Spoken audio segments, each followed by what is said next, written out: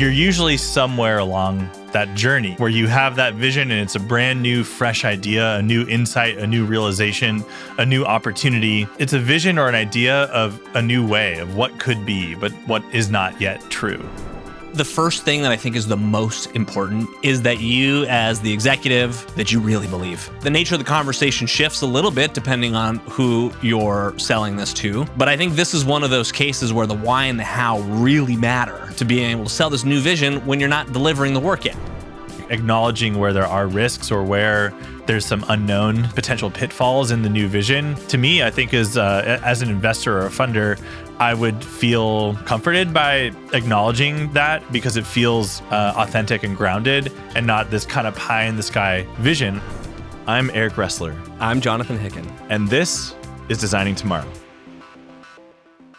All right, Eric, today's topic is one that I have certainly experienced with, and I suspect you deal with all the time with your clients, and that is how to sell a vision when you're not yet delivering on the work. And I want to unpack this together. What do you say? That sounds great. Let's go for it. Let's get into it. So what does it mean when you're selling a vision that you're not yet delivering on? What I mean by that is you, as a leader, social impact leader, you've got this big idea for where you want to take the organization, or frankly, like your big idea for the impact that you want to have or the world that you want to live in.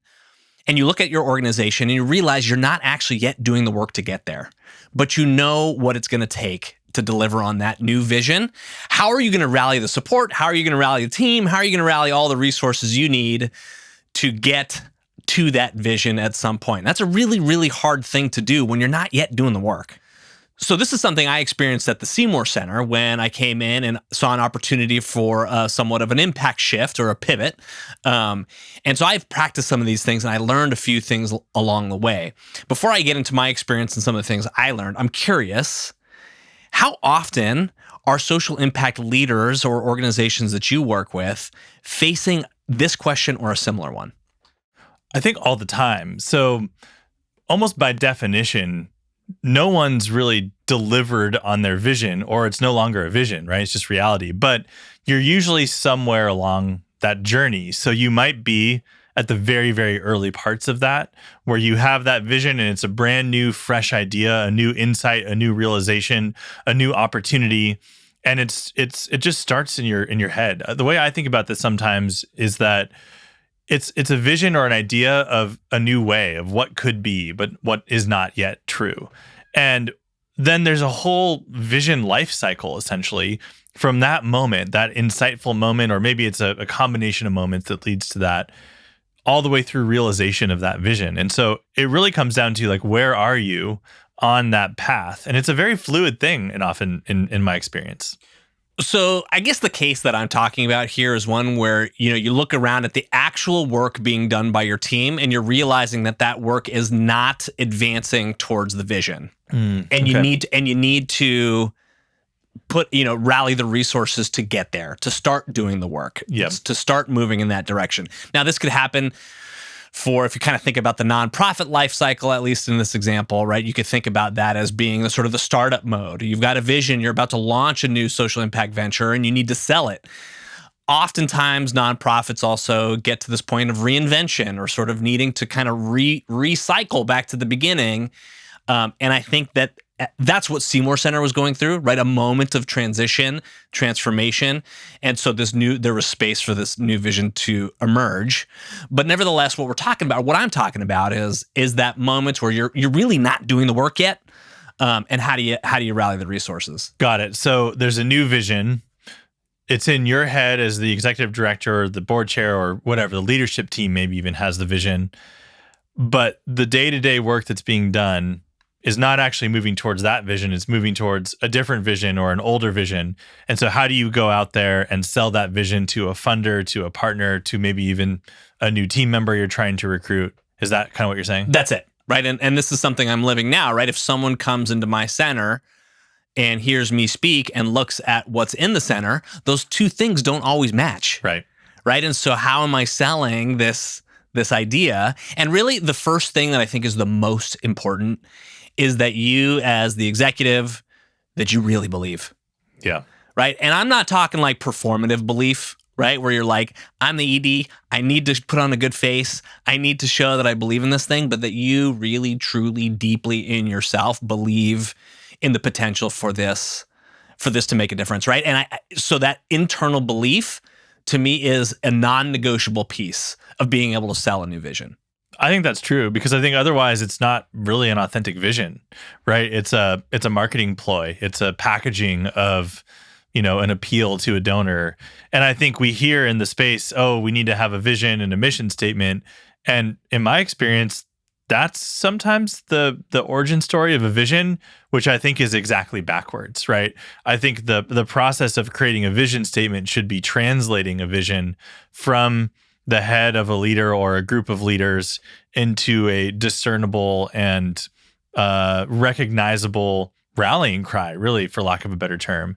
And I think that what I've experienced more often than not is that those vision statements, and sometimes even those mission statements, are, I don't want to say performative, but they get an outsized amount of attention as the statements themselves. And I would much rather organizations spend more time on actually having a compelling vision and mission versus how you describe that mission, which sounds maybe a little counterintuitive given we do messaging work. Yeah, I'm actually surprised to hear you say that. Yeah. Unpack that a little bit.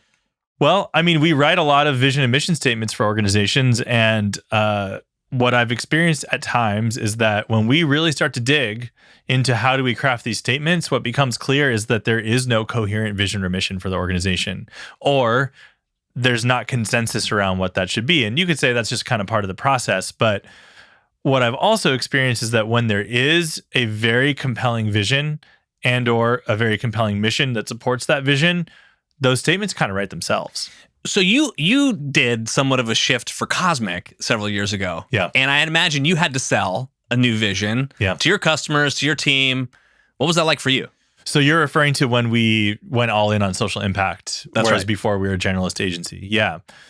So, I mean, it really did start, to your first point, with an internal belief from me that this was the right move for us. And I spent a lot of time thinking deeply about that move and other moves we could have made instead. And, that was a collaborative process. Like, I owned that as the founder and the creative director at Cosmic. Ultimately, defining and picking a vision is my ultimate responsibility and choice.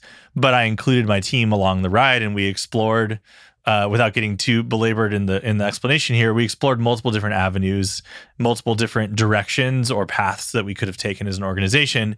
But ultimately, we landed on this vision, and because of a belief that it was the right move to make. So to break this down further, there was kind of the decision, right, of like, this is what we're going to do. And then there was the how do I explain that to my team? How do I rally my team around that? Although they were part of the process, ultimately I had to make a choice and get everyone on board with that choice, which in my experience went really well, but I don't think it always does, right? There are times where that decision might mean parting ways with some team members who aren't on board with that new vision. I think that can be okay, and sometimes maybe even a sign that it's a strong vision. So when I was thinking about how do I package this to my own team, and then more so to like our marketing strategy and our messaging strategy as an organization, it really did start with, I need to believe this is true, and I did. And from there, it started to kind of like trickle down into a series of strategic moves. How does that affect the story that we tell to people when they're reaching out to us? How does it affect our website and our messaging and our positioning on the website and elsewhere? And so it kind of trickles down from that clear core idea. And the idea was really clear and really intuitive. It was, we are going to focus on serving social impact organizations, and that is our target market, right? So this is, there's some corollary, I think, between the vision for us. And, I consider our organization to be a social impact organization. We're not a nonprofit, but our success is measured and valued based on how much of an impact we are making for our clients, alongside how sustainable and profitable the business is. And so I guess in certain ways it is a similar trajectory, and it really did kind of start with that core belief. What I'm noticing is that in both of our cases, we had these businesses, these organizations, and teams of people who were capable of doing the work that we knew needed to happen, which I think in a way is a unique advantage. And what I mean by that is you had your staff at Cosmic, I had my staff at Seymour Center. We were bringing new visions to the table, but we believed that we had people on our teams who could execute on this new vision to a certain extent. Agree? To a degree. So what I'll say about that is our team was very capable of delivering the creative work and the strategic work and the technical work. So the motions were the same. But there was a lot of learning to do about understanding this niche and the distinct problems of that niche, the distinct opportunities, the way the culture operates in the sector, the specific challenges that these organizations face on a daily basis. And we had some theories and some experience with that because before this move, we had worked with nonprofits and social enterprises and even some government organizations and funders, but they were, a subset of our client base. So we had some, I'll call it some foundational knowledge of the space, but we were not category experts when we first made this choice. So we had to rapidly learn and study, and we did that through research, through reading, through listening, and pretty quickly through additional experience. And so building expertise is a lot about identifying patterns and matching them, right? And seeing like, oh, a lot of these organizations struggle in the same way with this specific thing. And if we didn't have that niche understanding, we never would have seen those patterns to the same degree. So we had, I'll say, 75% of the expertise and capabilities that we needed, and we had a strategy to quickly build the rest of that capacity and expertise to meet the specific strategy that we outlined there.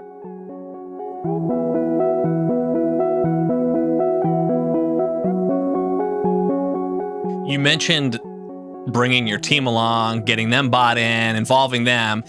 And I think that's an important part of the kind of the second tip, so to speak, right? Is to be really clear about the why and the how. And that can be internally and that can be externally, both.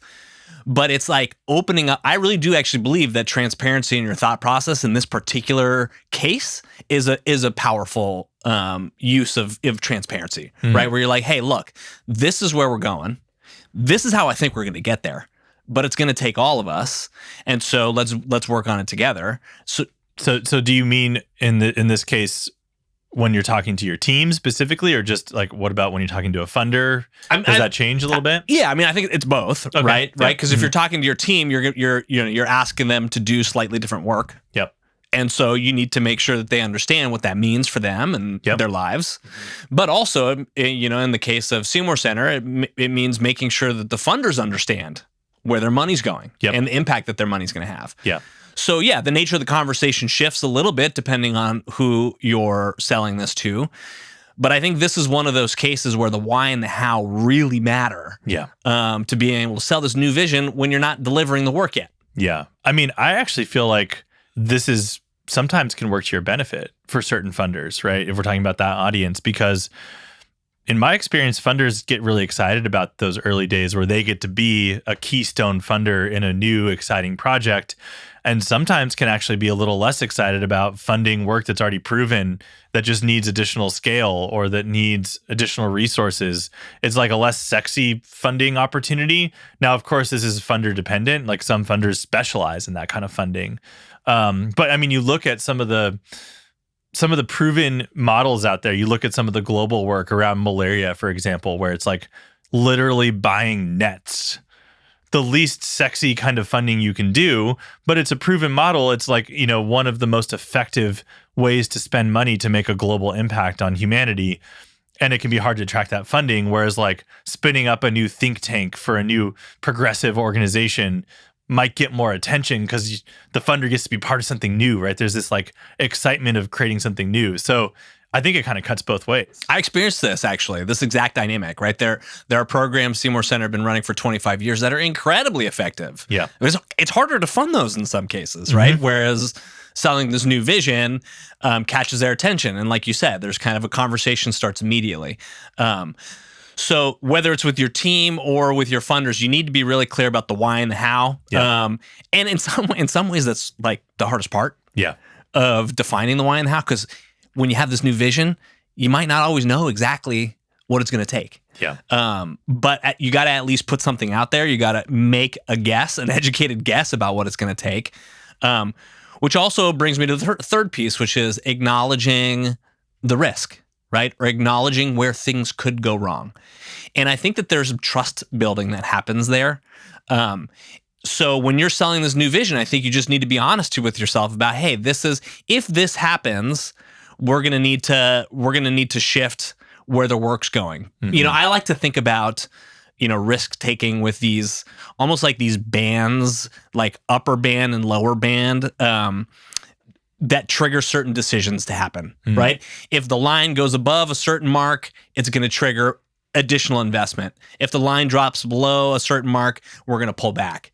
And I think in that case, it's in selling a new vision, it's important to also acknowledge where the failure happens, and how you're going to know whether or not it's working or not.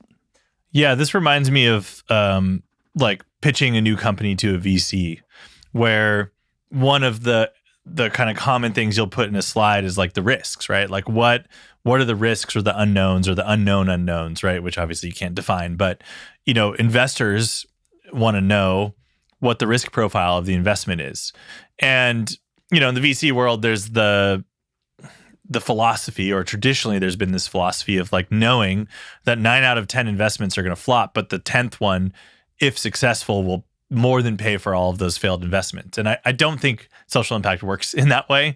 But the corollary there is that, yes, like acknowledging where there are risks or where there's some unknown potential pitfalls in the new vision, to me, I think is as an investor or a funder, I would feel comforted by acknowledging that, because it feels authentic and grounded and not this kind of pie in the sky vision. And I do actually think that there's a balance there, because you want to be inspirational and magnetic in your vision crafting and authentic in it. But if you go too far, I do think funders can become skeptical. And I think that's a reasonable response, because there are no sure bets if the vision's big enough, right? There's always going to be some level of risk. And so if you can, in the presentation or the pitch or the narrative, include some of those to a reasonable degree, I think that just builds credibility for you. Yeah, I think there's a time and a place for talking about this particular piece. Yeah. Right? Like, I'm probably not going to get up on stage and try to sell this new vision in front of a huge audience and then spend a ton of time on what the risks are, right? Like, yeah. But behind closed doors with a potential funder, yeah, I need to be prepared to talk about those things. Just to make this conversation about risk a little more concrete, let me give you an example of something I experienced at the Seymour Center, which is essentially we were trying to pivot to be more solutions oriented and more locally oriented in the kinds of stories we're telling in our space and through our different channels. And the word climate change comes up a lot in this conversation, because our community is experiencing the impacts of climate change, and it's real and it's tangible. One of the risks that we identified pretty early was like, are people really going to want to go to a science center that's just talking about climate change the whole time? Right? Like, doesn't that sound like kind of like a bummer? Yeah. So we acknowledge that risk, and actually, we've been testing what's working or what's not in terms of the language. And indeed, the term climate change is not something that motivates somebody to go to a science center. So what one of the things I've been thinking about a lot is like, how do you talk about climate change without talking about climate change? Yeah. So just as an example, we identified that risk pretty early, that we weren't sure how attendance would react. The good news is that we set attendance records last year. So we're seeing some positive results from this, but we did identify it as a risk early on. What was your solution or pivot in the messaging if you didn't mention climate change? Did you just not mention it, or did you said solutions oriented? Yeah, like how did you reframe that story? Yeah, skip straight to fact about what Santa Cruz is experiencing. So just a concrete example is just a few months ago, there was this huge storm that came through, produced some massive waves, and it destroyed the Santa Cruz Wharf. Yeah. And that was a big deal for the community. So rather than saying climate change is causing these bigger waves, what we just went to directly was there were bigger waves and it destroyed the wharf. That is indisputable. Yep. And here's what we're doing about it. Yeah. So we didn't need, it's almost like we make the assumption that people know, at least in our community, right, Yeah. that there's a certain level of belief in this concept of climate change. Yep. And we don't really even need to start with that education. Yeah. It's assumed. It's assumed. Yeah. That makes sense.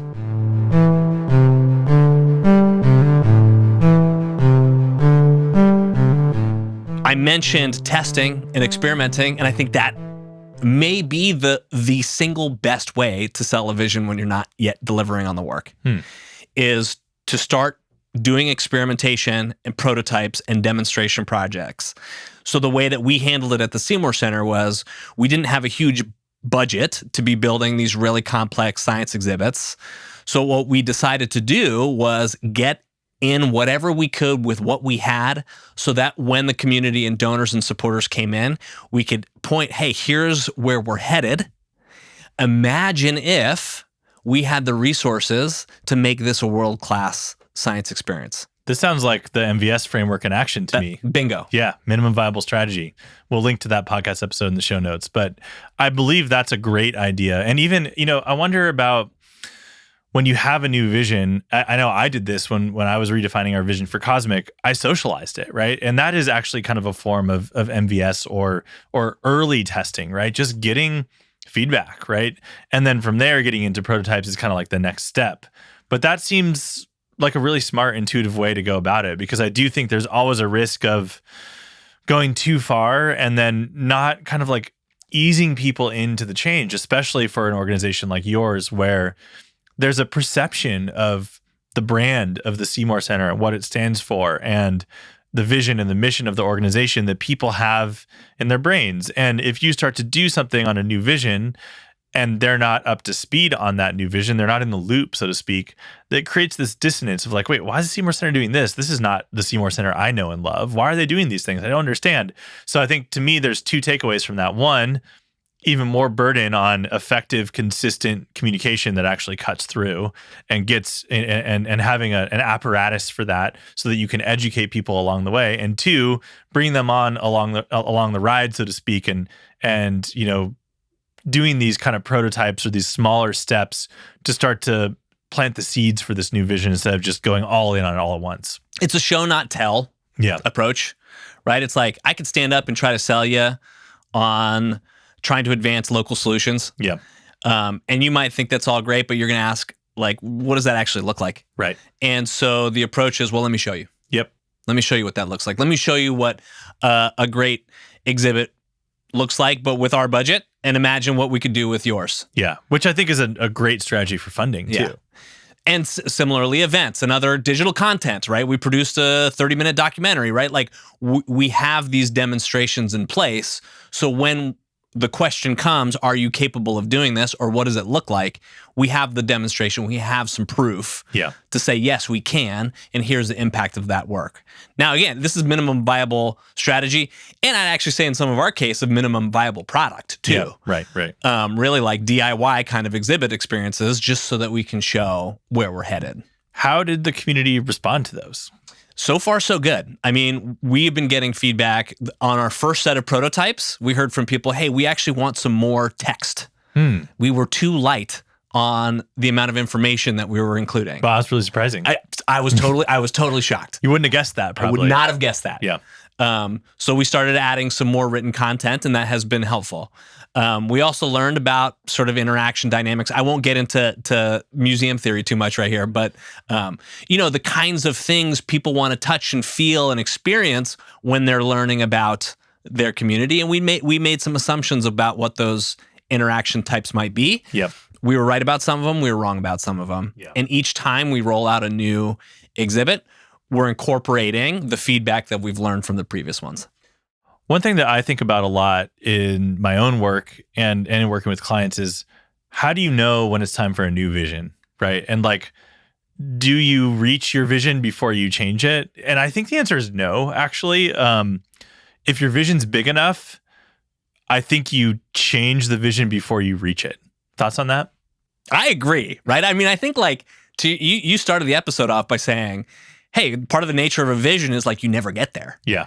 Right. And so I agree that it's probably worth changing it before you get there. I mean, great. Look, like if you achieve your vision, like kudos, you Yeah, know, shutter the business and call it quits. You did your job. Like, Yeah. I don't know of any social impact leaders who can claim they did that.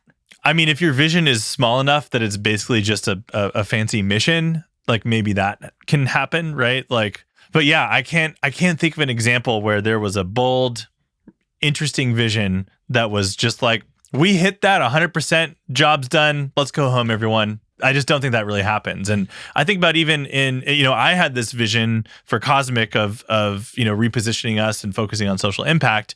And you could say that we reached that, but before we were fully, quote unquote, done with that vision, I already had a new one, right? Of what's the next level look like? Okay, we're on track to check that first box, that first vision, but I didn't just sit there and like wait to start thinking about my new vision until that one was 100%. Maybe that's just the nature of how my brain works, but I was already like, what's next? What's next? Like, how can we get deeper on this? How can we elevate it? How can we do better at these things? So I just think it's a fluid thing more than anything. What interesting contrast between Cosmic and Seymour Center in this case is that you did, to a certain degree, change your customer, right, or your client. Yeah. Whereas we kept our audience the same, and we asked ourselves, how can we best serve this audience with our assets?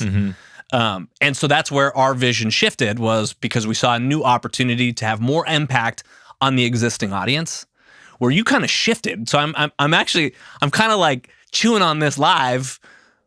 I wonder how that factored into how we navigated these changes.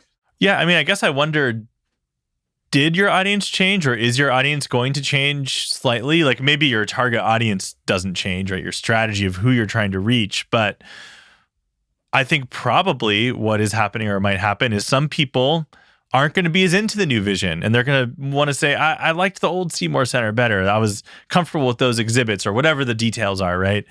But new people will come in who are more into that and more interested in it, who maybe weren't interested in the old vision quite as much. So your target audience might not change, but who actually shows up and feels most drawn to the vision, I imagine, is going to shift a little bit. Yeah, fair enough. I mean, we think about local families with kids in grade school. Yeah. It's kind of like the bread and butter. Yeah. But you're right. I mean, there are going to be people who come in and continue to just go straight to the aquarium because they just want to see the fish. Yep. And that's okay. Yeah. Like, come on in. Yeah. But now we're offering something else that's intended to mobilize and activate the community. Yeah. And I mean, I think we're going through a different kind of vision shift at Cosmic over the last 6 months or so at the time of this recording. And in our case, this is actually kind of more like the Seymour Center example, where we are not changing who we're trying to reach, but we're re-envisioning how we actually partner with clients, to partner with them more deeply, more holistically, to work with less clients and to support them beyond some of the, I'll call it, foundational work that we do. And so that is, I see that as a revisioning of our agency. It's actually a really big one from my perspective and from an internal perspective. And navigating that vision shift has been definitely one of the most challenging things I've had to do as a leader. On a personal note, I think one of my areas of personal growth over the last several years has been patience. Mm-hmm. And a kind of a closing tip for our listeners here is access your patience, because especially in a time, in a space where we're looking for that instant gratification, where we're looking for the quick hits. These things and vision shift take time. And sometimes it feels like 1 step forward, 2 steps back. Other times it's 2 steps forward, 1 step back. The pace is not linear. And I think a big vision shift takes a lot of time. Yeah, I could absolutely relate to that, because first of all, I'm not a patient person, which has served me well in life in certain ways and not in other ways. And I experienced an interesting kind of, a transition, I guess I'll say. And I spent a lot of time getting crystal clear about my vision for this pivot for Cosmic. And then I got there and I was like, I've got it. I've got it. I can see it so clearly. And then it was like, but now you have to actually make it happen. And that was discouraging as an impatient person, because I was like, I'm ready. I just want to be there now, right? I just want that to be what it is to run Cosmic now. And I've had to reset expectations around what the transition time might look like for us to make that transition fully. I think sometimes impatience is a good quality, though. Like if you're too patient, like you have to balance this, right? But you have to have that drive, and that impatience can serve you well to get a new vision. You think about like examples like Steve Jobs, right? Who had this kind of like famous reality distortion field, people call it, where he just didn't accept reality, and that is a visionary quality. Now, there's also a lot of accounts of Steve Jobs not being the best person to work for and having a lot of personal flaws that I think were the double-edged sword of that reality distortion field. But I do question this tip around patience and how to maybe it's like you want to be impatient but also realistic about that this isn't going to happen overnight, right? But I do think in certain ways being impatient is a good visionary quality. Yeah, I'm struggling with this one, right? Because I'm like proud of this new patience that I've achieved. And yet, yes, I mean the experience I'm drawing from when I talk about patience is really that, really is coming from Seymour Center. Yeah, and we've been architecting this change for 3 years now, and I continue to believe we're heading in the right direction. If I rewind the clock 3 years and I told myself back then, like, hey, this is going to take at least 3 years to get done, that might have scared me off. Yeah. I might have said, like, forget it. Yep. Let's just stick with the program. Yep. We'll make a great aquarium. And I'm really glad that I didn't get that foresight, and that I have remained patient, because I still think it's possible. I still think it's going to happen. Yeah, fair point. And I mean, maybe the word is like, maybe you could think about it like patience, or just like being steadfast, or just like really committed, right? Like believing in it and knowing that the obstacles are impermanent, right? And this is something I've been experiencing, because as I've been trying to make this transition, there are also business realities that I face around keeping pipeline going, keeping cash flow going, being able to make payroll, like all the core business functions. And I found myself having to veer off, like my intuition and my what I would love to be able to do is just put blinders on to all those business realities and just focus 100% of my energy and time on realizing this new vision. It just doesn't work that way. You can't do that. You just can't do that, right? Maybe if you're starting from scratch and you have a brand new vision, but there's going to be obstacles there too. So I think you have to find the right mix of those things. It's a tough thing to do. Yeah, I wasn't willing to break the things that were working in order Right. to get to the vision, which I think has slowed us down. Yeah. But we didn't break the impact we were having as we made this move. Yeah. Which I'm proud of. Well, and we've also said before, like move fast and break things is not a good social impact strategy. It might work for Silicon Valley, but when the things you're breaking are true impact that the world needs, or people's jobs and livelihoods, I think you have to be realistic about not just totally scrapping what you've got. And so maybe there is a little bit of patience that comes in there, or just understanding that it's going to take a little more time than you'd like it to. But I stay committed to impatience being a good vision quality. Fair enough. It's worked for you. So you've sold me. All right, Eric. Well, look, we could talk about vision, I think, for days on end. But for all you leaders out there, have that bold vision and do what it takes to sell it, even if you're not delivering on the work yet. And I hope this episode helped you think through that a little bit. Awesome. Thank you, Jonathan. Thank you, Eric.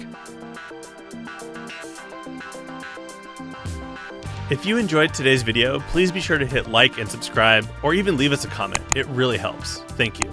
And thank you for all that you do for your cause and for being part of the movement to move humanity and the planet forward.